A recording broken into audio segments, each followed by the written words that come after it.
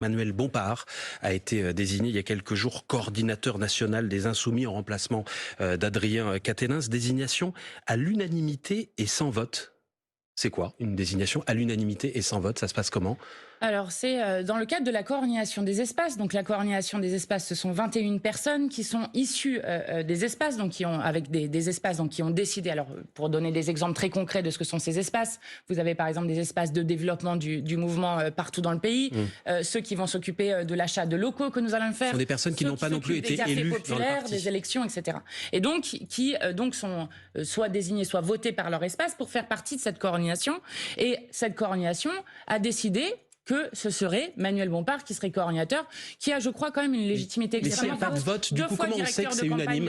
De Jean-Luc Mélenchon, avec des scores qui nous mènent jusqu'à 22% aux dernières élections présidentielles il y a 6 mois, et un travail qui est conséquent. Et donc, mais du coup, s'il n'y a pas de vote, comment on est sûr que c'est unanime ? C'est dans la réunion, puisque c'est unanime. Si quelqu'un n'est pas unanime, à ce moment-là, c'est dit... mais pour ça, il faut qu'il y ait un vote, pour le savoir. Non, dans la coordination, si tout le monde est d'accord sur le fait... Mais comment on sait que tout le monde est d'accord ? Parce que sinon, vous auriez eu quelqu'un qui serait venu sur votre plateau vous expliquer que... donc on peut le dire quand on n'est pas d'accord, mais en dehors de la réunion. Mais non, mais ils peuvent le dire dans la réunion, mais je vous assure qu'il y a eu personne dans la réunion qui était en désaccord avec cela. Comment ? Mais comment vous le savez ? Mais parce que la réunion, il y a 21 personnes. Oui, vous savez, on ne fait pas genre, je suis coordinateur, et puis après, c'est fini. Enfin, faut arrêter. Enfin, ça ne marche pas comme ça dans notre mouvement. Il y a un point à l'ordre du jour qui s'appelle qui va faire l'animation de la coordination des espaces. Et donc, à l'unanimité des membres qui étaient là, c'est Manuel Bompard qui a été... Mais on opine du chef, du coup, pour dire oui. Non, on décide. Non, bon, d'accord. Faut arrêter, en fait. Je sais pas, moi je connais pas d'autres choses. De désignation, parce que le mois dernier, Manuel Bompard avait déjà été critiqué pour le manque de démocratie dans le mouvement. Il avait répondu que le vote, ce n'était pas l'alpha et l'oméga de la démocratie. En fait, déjà, il faut dire plusieurs choses. Mais il y a quoi de plus fort que le vote en démocratie ?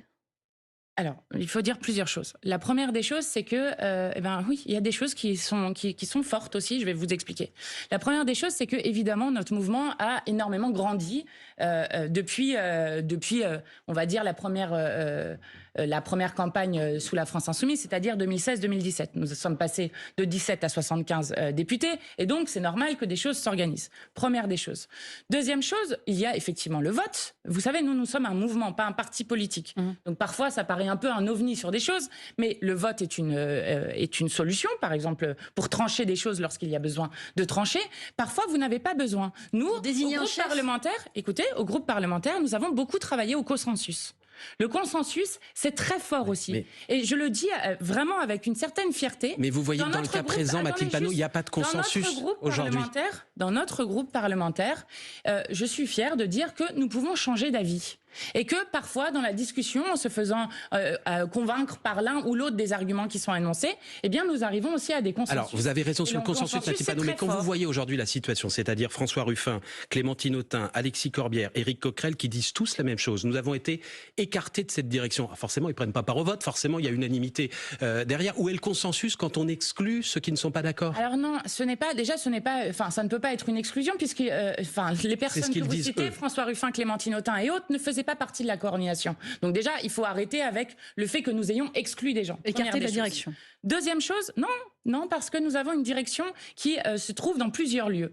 Nous avons un bureau du groupe qui est le lieu décisionnaire pour le groupe, qui propose des choses et qui prend des décisions au nom du groupe, dont fait partie Clémentine Autain, François Ruffin, Éric Coquerel, Alexis Corbière. Attendez, mais laissez-moi terminer, parce que sinon on n'y arrive pas. Ces cadres du parti font aussi le constat d'un manque de démocratie dans votre mouvement. Ensuite, vous leur dites quoi ? La coordination des espaces, qui est là, ceux qui vont coordonner le travail opérationnel, dont ne font pas partie effectivement les personnes dont vous parlez, mais ensuite nous avons un conseil politique qui lui prend les décisions stratégiques.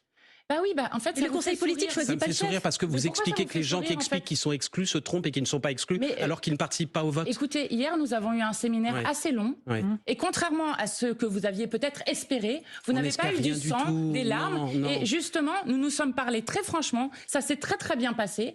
Et de voir comment est-ce que nous pouvons avancer sur ces questions-là. Quand Alexis Corbière, quand Clémentine Autain disent aujourd'hui... Écoutez ce que Clémentine Autain va dire. Est-ce que je peux poser une question ? Elle va changer. Alors, je finis ma question. Je peux poser une question ? Je vous en prie, vous êtes là pour ça. Autain et François Ruffin ils le disent librement, personne ne leur met un couteau sous la gorge. Il y a un problème de démocratie aujourd'hui dans notre parti, ils se trompent.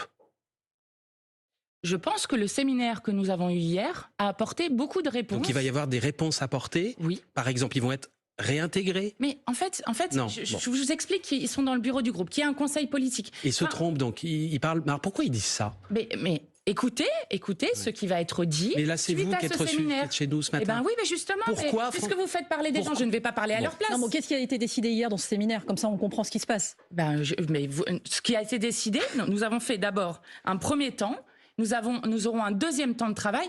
Vous savez, nous, au groupe parlementaire, nous avons des méthodes de travail par ruche, c'est-à-dire par petits groupes, qui permettent d'avancer sur ces questions. Par consensus, oui. Nous avons avancé sur ces questions. Alors, je ne vous dirai pas aujourd'hui où nous en sommes parce que le groupe parlementaire n'a pas terminé son travail, mais vous écouterez ce que diront les uns et les autres. Bon. Et je crois que ça sera de nature à vous rassurer sur le fait que mais on nous n'a avons ni besoin d'être inquiété, de tout ni le monde rassuré, Mathilde et Panot, on que pose des nous questions. voulons être à la hauteur de la responsabilité historique que nous avons comme premier mouvement à gauche.